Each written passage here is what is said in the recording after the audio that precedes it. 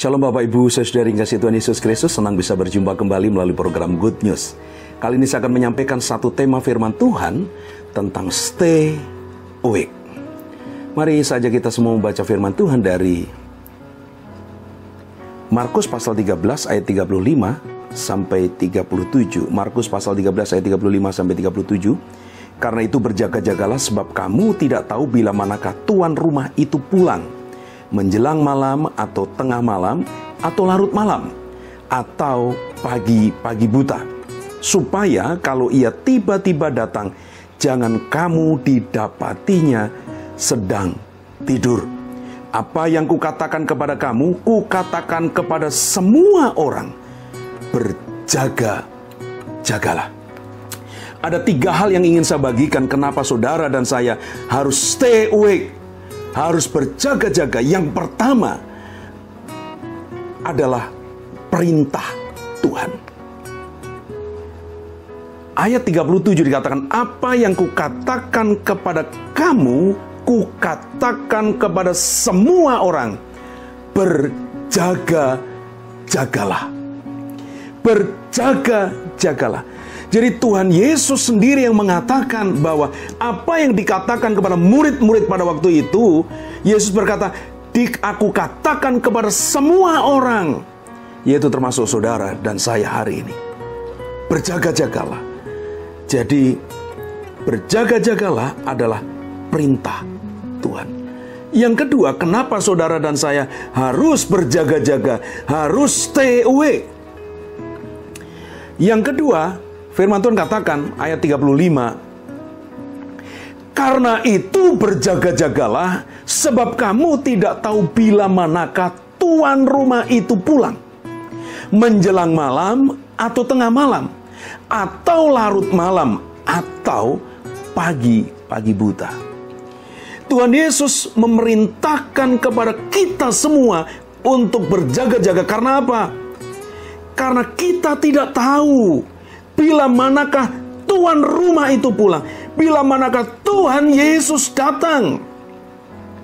Yesus berkata apa? Bisa menjelang malam, tengah malam, atau larut malam, atau pagi buta. 4 waktu yang disebutkan oleh Tuhan Yesus Kristus, menjelang malam, tengah malam, atau larut malam, atau pagi buta ini berbicara tentang apa? Waktu-waktu di mana manusia tidak fokus. Waktu-waktu di mana manusia sudah mulai dikatakan menjelang malam, orang sudah mulai ngantuk. Tengah malam, orang sudah mulai tertidur. Larut malam, orang sedang larut nyenyak dalam mimpinya. Dikata pagi buta, banyak orang yang belum bangun. Artinya Tuhan mau supaya saudara dan saya tetap berjaga-jaga. Jangan terlelap, jangan tertidur oleh karena kenikmatan dunia ini, keindahan dunia ini. Jangan terlelap, tertidur oleh karena apa? Beban, masalah, pergumulan yang kita hadapi. Apapun yang saat ini kita sedang alami, tetaplah berjaga-jaga. Roh kita tetap berjaga-jaga, menanti-nantikan kedatangan Tuhan Yesus menjemput kita. Dan kedatangannya bisa saja menjelang malam, tengah malam, larut malam, atau pagi buta, di mana secara umum kebanyakan orang sedang tidak berjaga-jaga. Justru di saat seperti itu, Tuhan Yesus memerintahkan supaya saudara dan saya berjaga-jaga. Yang ketiga, kenapa saudara dan saya harus stay awake, berjaga-jaga? Saya ajak kita semua membaca firman Tuhan dalam 1 Petrus pasal yang ke-5 ayat yang ke-8. 1 Petrus pasal yang ke-5 ayat yang ke-8. Sadarlah dan berjaga-jagalah, lawanmu si iblis berjalan keliling sama seperti singa yang mengaum-ngaum dan mencari orang yang dapat ditelannya. Saudara dan saya harus berjaga-jaga dan tetap stay awake. Karena apa?